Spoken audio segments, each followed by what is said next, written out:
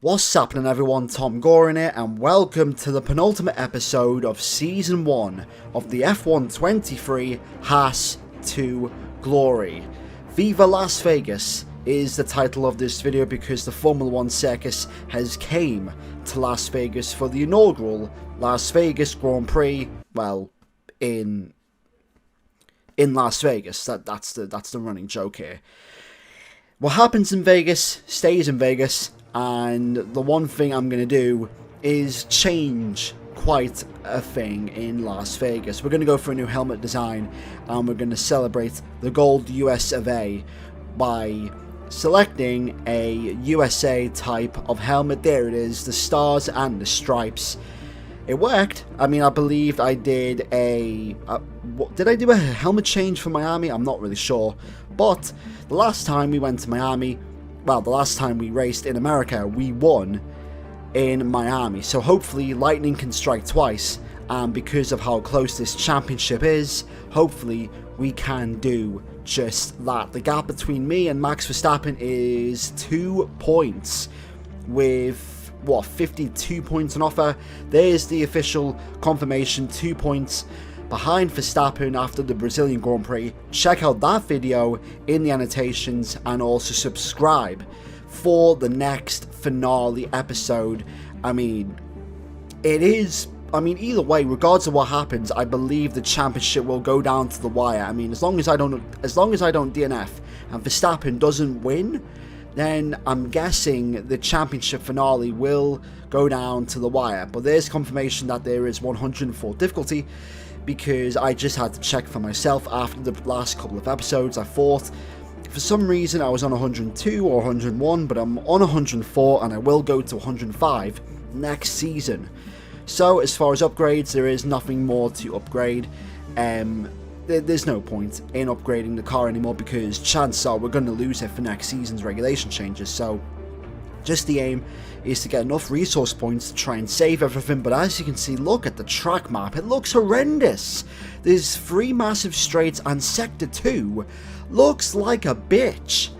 A lot of just slow undulating corners. I mean, especially that Mickey Mouse section with the chicane and the tight left-hander. Yeah, this might be a very painful race as far as the championship. But in the words of Obi-Wan, I will do what I must.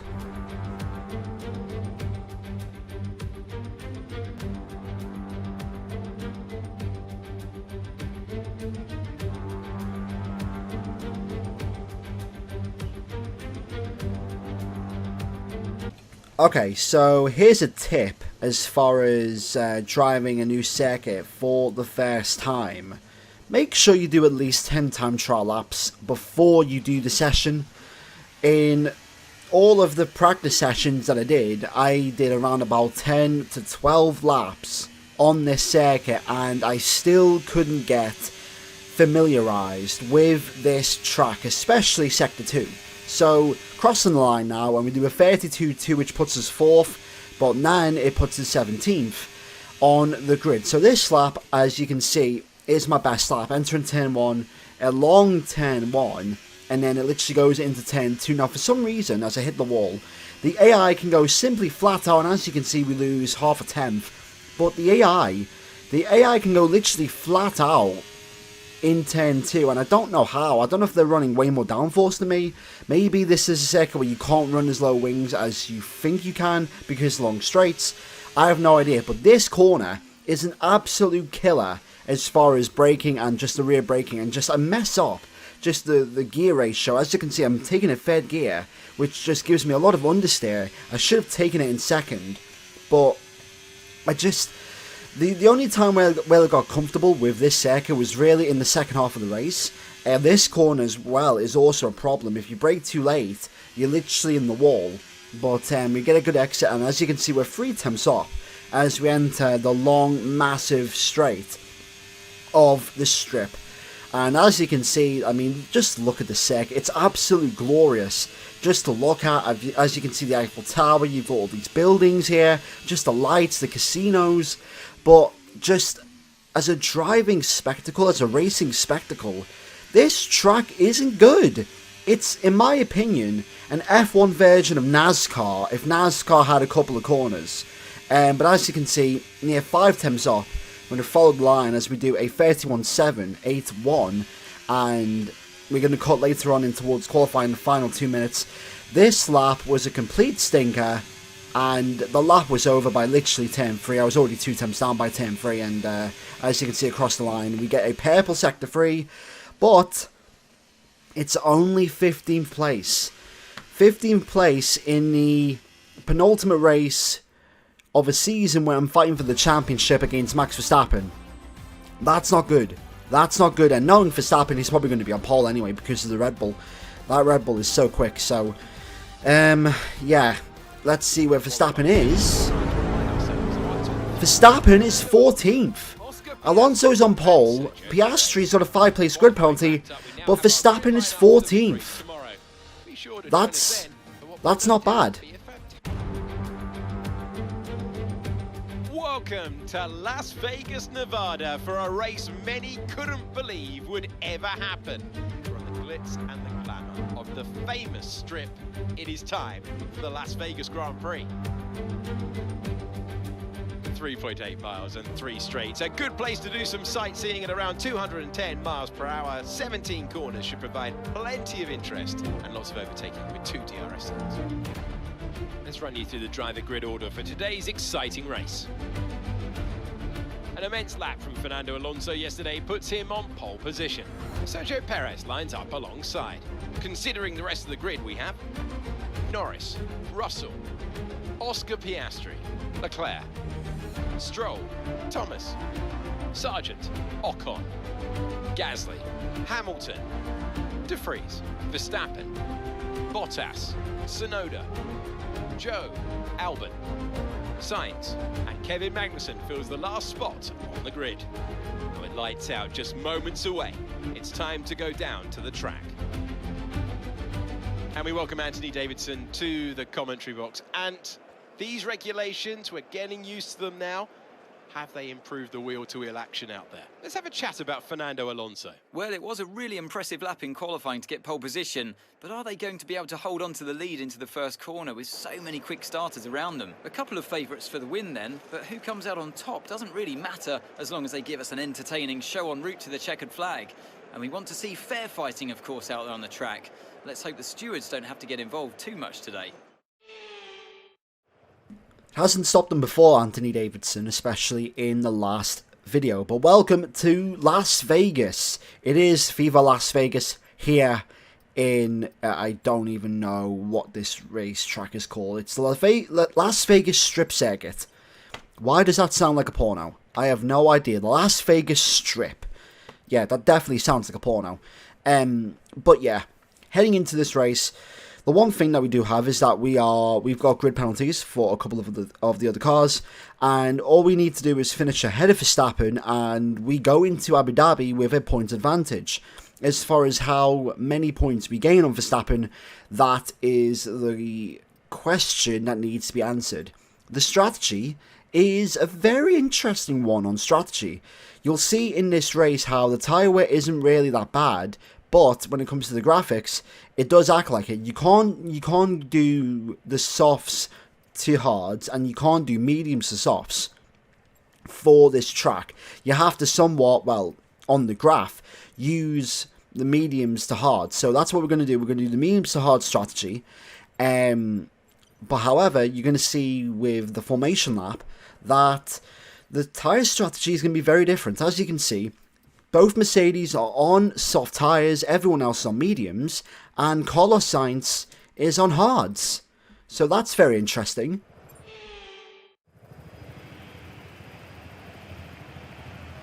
The formation lap gets underway, and every driver will be looking to settle in for the race ahead, making sure their car is ready for the battle once the lights go out.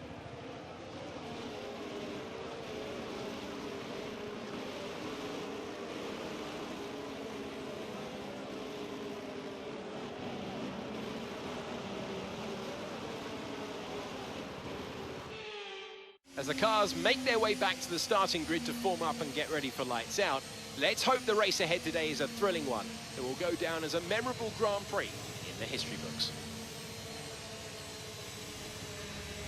look at that graph, how they're literally promoting a 2-stop from hards to mediums. Double medium stint, and notice how they also cut that corner king. Ha! That's funny. However, it's showtime. We are entering the playoff stages of the Formula 1 season. It's Las Vegas today, and then in the next video, it's Abu Dhabi. Magnussen has been a bottle job. He's starting last. However, anything can happen here in Las Vegas. It's the Las Vegas Grand Prix for 5 red lights.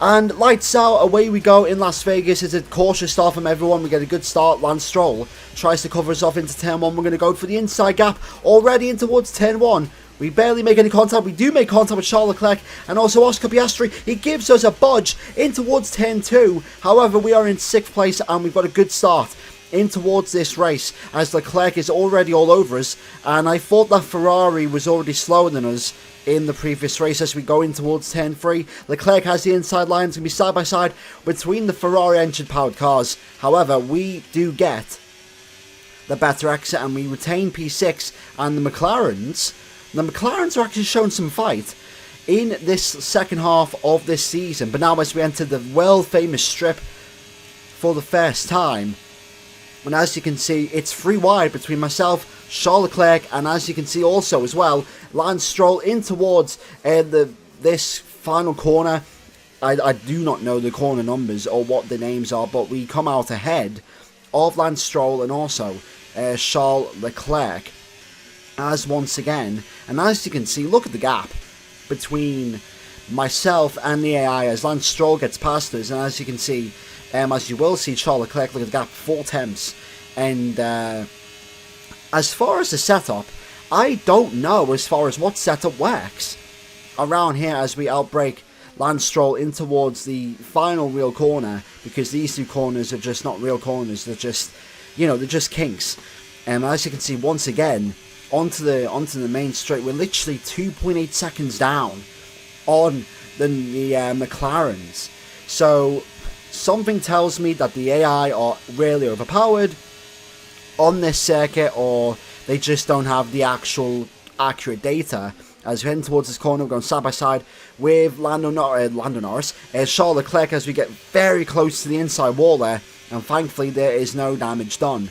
But yeah, there was nothing I could have done in this race to try and shake off both Charles Leclerc and Lance Stroll. But notice, look at the gap between myself and Lance Stroll, 7 tenths. And as you can see on this straight, we close in and we literally get the corner done right before the braking zone. And also, Charles Leclerc goes around the outside of Lance Stroll. Oh, we go really deep as we lose the back end there.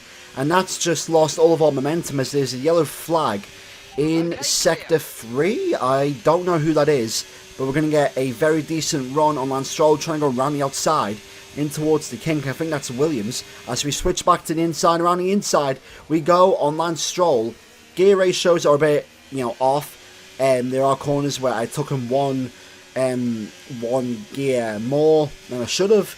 Especially turn 1, turn 4, and I think turn 5 as well. So, yeah, knowledge is still not that good around this circuit. But as we begin, really zoning into this race, my main focus is now just trying to follow Lance Stroll. That corner's a bastard, by the way, especially for braking, for rear braking. There's so many times during this race where I just lost the back end. I had to counter steer. When you have to, just lose the back end, you have to turn the car inwards and you have to counter steer. In the words of Martin Brundle. But, yeah, that corner is just a bastard. And I think it's just because of the brake bias. I couldn't get the brake bias, right as far as the percentage. I was messing around with like 55%, 56%, 57%. And it just really couldn't find a median as far as what the braking zone. As you can see there, it just slightly goes on me, just there. And I hate that feature. I hate why did they bring back rear locking for this game? Oh, around the outside of Lance Stroll as Fernando Alonso has an issue. I believe he might have had a DRS failure as we try and go around the outside of Lance Stroll in towards turn 2. He pushes us into the wall and we get the position. Very aggressive move from myself there. Lance Stroll nearly put us into the wall, and as you can see, Charles Leclerc did overtake us and now we're just losing so much time towards Logan Sargent and also Lance Stroll, and now we're going to box. We were scheduled to come in on lap 12, however we're going to pull the trigger early for a 2-lap undercut to go onto the hard tyres. Hopefully this gives us enough track position to really set in some good times, and hopefully we can come out ahead of that train of also Verstappen, Lance Stroll, Logan Sargent, and maybe even Charles Leclerc, and maybe even one of the McLarens of Oscar Piastri or Lando Norris. But as you can see, the McLarens are, I think, 1-2 or 1-3 in this race.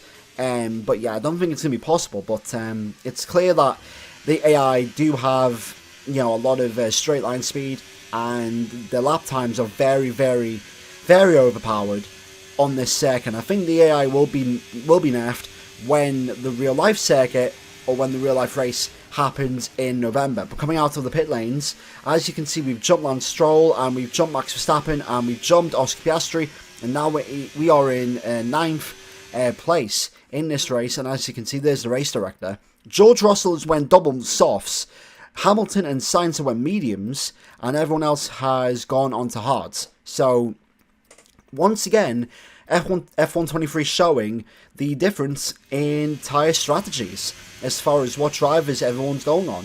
So Russell will do a 2-stop, and I think Hamilton might also do a 2-stop. But as you can see, look at the back end again. We slightly tapped the wall. And as you can see, Verstappen is now all over us. We're going to try and fight this with our overtake, but it's not going to be enough. We're going to still try and fight it, but Verstappen will have DRS. And Max Verstappen is through on the penultimate race of this season, and that's not what we wanted. We're going to try and stick with him in towards the final actual braking corner, and then this little, loop of these two corners, and we're going to see if we can try and follow him through.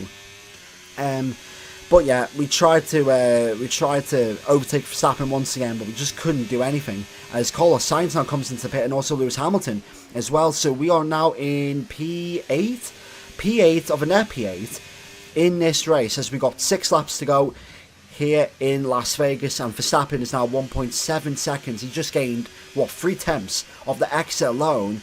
And as you can see, he's gaining 1 tenth, 2 tenths from that corner, 3 tenths from that corner even. So clearly the AI, they can take turn 2 simply flat out.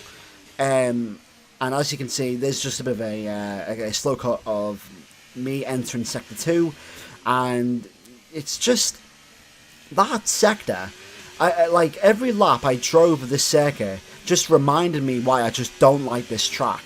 But as you can see, Lance Stroll has now closed the gap on lap 23, and look at the gap between me and Verstappen, 7.3 seconds with 2 laps to go. And as you can see, there goes Lance Stroll with a dive bomb move. We just give him enough room and we don't make contact with him, and Lance Stroll has spun just like how George Russell spun. Here's the replay once again, and I didn't feel anything. I literally didn't feel no contact on the force feedback. I didn't hear anything as far as any collisions. I'm literally going to rewind this as far as his POV is concerned. As you can see, there it is. Goes for a gap there, and yeah, he just loses the back end. You can hear it in the revs. He goes over the curb, and he just puts too much throttle down, and he spins. There's another replay. Yep, didn't make contact with him. Gave him minimum room, but that's that for Las Vegas. Entering the final corner, Sergio Perez is going to be partying in Las Vegas tonight because he wins the inaugural Las Vegas Grand Prix. But with Verstappen finishing ahead of us and Leclerc finishing ahead of Verstappen, the championship will go down to the final race in Abu Dhabi. Alright, race over. Take care of the car on the way in.